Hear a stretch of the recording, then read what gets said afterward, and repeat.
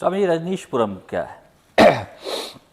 क्या ये सखा वेलनेस का विस्तार है या हाँ, सखा वेलनेस का विस्तार भी है। किस और तरह से, किस मायने में? देखिए, रजनीशपुरम क्या, देखो ओशो पहले के, तो ये अब रजनीशपुरम की कॉन्सेप्ट आया, मतलब ये तो सदा से था। सदा से था। हाँ, अच्छा। ये तो जिस समय देखो, किसी भी सन्यासी का एक सपना होता है कि हम एक ऐसा निर्माण कर पाएं जहाँ पे हम अपने आनंद को और ऊंचाइयों पे ले जा सकें, हम अपने जीवन को, उस आनंद को और गहराई से अनुभव कर सकें। तो एक आश्रम का सपना या एक अच्छे मेडिटेशन हॉल का सपना या एक छोटे ध्यान केंद्र का सपना सबका होता है। मेरे हमेशा बड़े रहे। तो रजनीशपुरम का आया, एक मौका बना, बस आ गया कि रजनीशपुरम आरंभ। लेकिन रजनीशपुरम का जो कंसेप्ट है वो कहीं ना कहीं ये है कि थोड़ा सा भिन्न है। मैं एक सेकंड आपको रोक के पूछना चाहूँगा, आपका जो अब तक का जीवन रहा है वो यात्री का जीवन रहा है। बिल्कुल आप कभी एक जगह ठहर के नहीं आपने ठहरा। काम नहीं किया और निरंतर जगह चेंज किया आपने। तो अब चेंज ये की नहीं, होती रही। होती रही या की, मतलब आप आगे बढ़ते रहे। ये रजनीशपुरम जो है ये क्या एक पड़ाव है क्या, या रजनीश अंतिम मंजिल है या पड़ाव है? रजनीशपुरम के संबंध में मैं पहले बहुत स्पष्ट कर चुका हूं, आपके सामने फिर स्पष्ट कर देता हूं कि रजनीशपुरम मैं इसलिए स्थापना नहीं कर रहा हूं कि मुझे यहां मंच पे गुरु होके बैठना है। नहीं, एक देशना का निर्माण होगा, एक व्यवस्था का निर्माण करूंगा। वहां बहुत सारे सन्यासी हैं, बहुत सारे लोग हैं जो सब मिलके इस देशना को आगे बढ़ाएंगे। यहाँ पे कोई गुरु बन के बैठने के लिए देशना नहीं दी जा रही।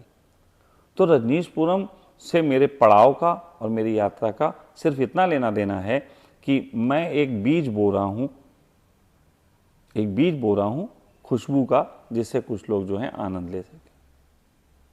इससे मेरी यात्रा का कोई नहीं, मेरी यात्रा आगे भी जारी रहेगी। हो सकता है रजनीशपुरम से आगे भी कुछ और चीज़ें हों, हो सकता है रजनीशपुरम आगे चल के 100 रजनीशपुरम हो जाए, कोई नहीं जानता। तो ये सारी चीज़ें चलती रहेंगी। इस रजनीशपुरम के बारे में बताइए भाई, इस रजनीशपुरम में सिंपल क्या? मेरा कंसेप्ट ये है कि देखो, पहली बात तो ये है कि ओशो की देशना में आश्रम कंसेप्ट ज़्यादा नहीं था। ओशो की देशना में दो मूल्यवान चीज़ें थीं, एक ध्यान और दूसरा कम्यून।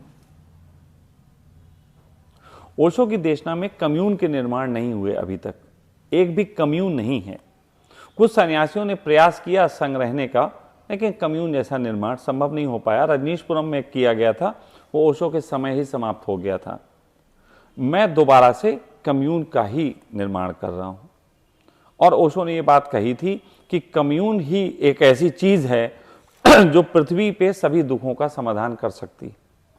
अभी आम लोगों के लिए बताइए कम्यून क्या, जो कम्यून का मतलब यह है कि जहां पे आध्यात्मिक विचारधारा के भिन्न भिन्न डायमेंशन के लोग एक जगह रह के अपनी यात्रा कर सकें, और जहां पे उनकी यात्रा के अनुसार उन्हें गाइडेंस भी हो और वहां पे उनको वैसी स्वतंत्रता भी मिले। तो वो इस तरीके का एक कम्यून है।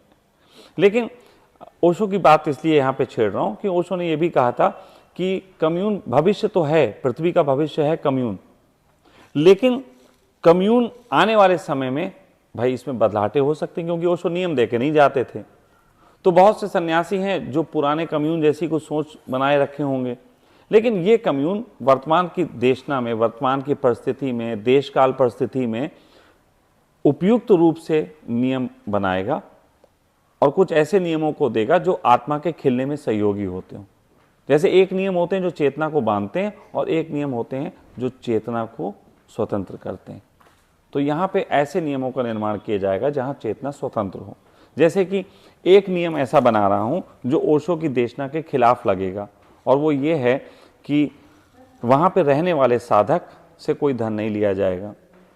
वहाँ पे रहना और खाना निःशुल्क होगा सभी साधकों के लिए समान रूप से। यदि कोई ऐसा व्यक्ति आता है जो विशेष सुविधा मांगता है तो उससे धन लिया जाएगा, और यदि कोई ऐसा व्यक्ति आता है जो इलाज कराने आता है तो सखा वेलनेस भी एक पार्ट होगा, वो इलाज करेगा और उससे भी धन लिया जाएगा, और उन्हीं सब धन का उपयोग साधकों के लिए होगा, उनकी यात्रा के लिए, उनकी सुविधाओं के लिए, उनकी ज़रूरतों के लिए। तो ये एक अपने आप में डिफरेंट बात है। फिर रजनीशपुरम में ये भी मेरा मानना है कि कोई व्यक्ति आए तो भिन्न भिन्न आयाम के वहाँ पे लोग मिलें, सन्यासी मिलें। सपोज दैट आप मेरे पास आए, आपको मेरी देशना समझ में आती है, तो आप कह सकते हैं स्वामी जी आप बताइए, मुझे आप मेरे ही जैसे लगते हैं लेकिन मुझसे थोड़ा आगे लगते हैं, इसलिए आप बता दीजिए कि मैं इस मार्ग पे कैसे चलूं और क्या क्या सावधानी बरतूं। हो सकता है कोई और व्यक्ति आए जो कहे कि स्वामी जी आप मुझे पसंद नहीं आते, मुझे तो वो वाले स्वामी जी पसंद आते हैं और मैं उन स्वामी जी को महसूस करता हूं कि वो मेरे स्वभाव से जुड़े हैं लेकिन मुझसे थोड़े आगे हैं, मैं उनसे सीखना चाहता हूं। बिल्कुल सीखिए, बिल्कुल सीखिए, यही है कंसेप्ट, यही है। मुझे कोई लेना देना नहीं कि कोई एक व्यक्ति गुरु बन, हाँ लेकिन इतना जरूर है कि वहां रहने वाले व्यक्ति को वहां सभी रहने वाले व्यक्तियों के साथ मैत्रीपूर्ण व्यवहार करना होगा। यदि कोई किसी के साथ शत्रुता का व्यवहार करता है, हिंसक व्यवहार करता है, राजनीतिक हिंसक व्यवहार करता है, तो वो कम्यून से बाहर कर दिया जाएगा। ये मैं अभी निर्णय, मतलब ये तय भी नहीं हुआ, उससे पहले तय कर चुका हूं कि ये तो मैं नियम बनाऊंगा। अब इस नियम बनाने के लिए धमक इस बात की कि मैं पैसा लगा रहा हूं तो ये तो नियम बनाऊंगा। और इसमें कोई गलत नहीं है कि आप जिस जगह रहते हैं, जिस घर का खाते हैं, उस घर के खिलाफ तो बात ना करें।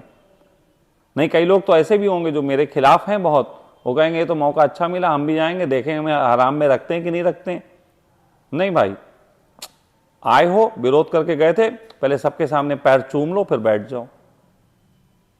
और जितने वक्त रहो उस वक्त कोई एक जगह भी अगर सुनाई दिया कि तो फिर राजनीति कर रहे हो तो बाहर, मैं तो सेंसर्स लगाऊंगा सब जगह, मैं तो पूरे आश्रम में कैमरे लगेंगे और हो सका तो उसे ऑनलाइन भी कर दूंगा ताकि पूरी दुनिया देखे रजनीशपुरम में हो क्या रहा, और निगाह रखूंगा कि वहां पे इस तरीके की राजनीति नहीं चलनी चाहिए। भाई देखो, राजनीति का अड्डा तो नहीं, यात्रा का अड्डा है ना, राजनीति का अड्डा नहीं बनाना चाहता। मैं इस बात को बिल्कुल स्पष्ट आपसे कर रहा हूं। और फिर आपके लिए इतनी व्यवस्था हो रही है, ओशो का कोई भी आश्रम नहीं है जहां निःशुल्क व्यवस्था हो, हम कर रहे हैं। कोई भी आश्रम नहीं है जहां पे हर तरीके के आयाम को खेलने के लिए गाइडेंस हो, हमारे यहां होगा।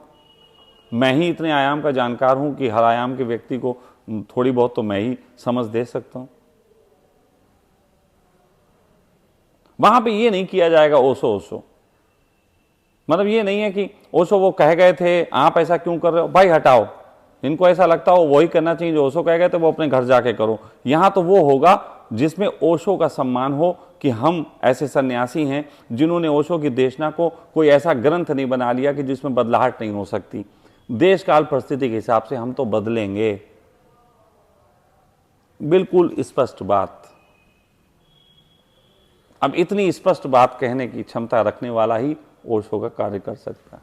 बिल्कुल सही बात है स्वामी जी, बहुत अच्छा लगा और शुभकामनाएं रजनीशपुरम के लिए, और शायद अगली चर्चा हमारी रजनीशपुरम में होगी। नमस्कार।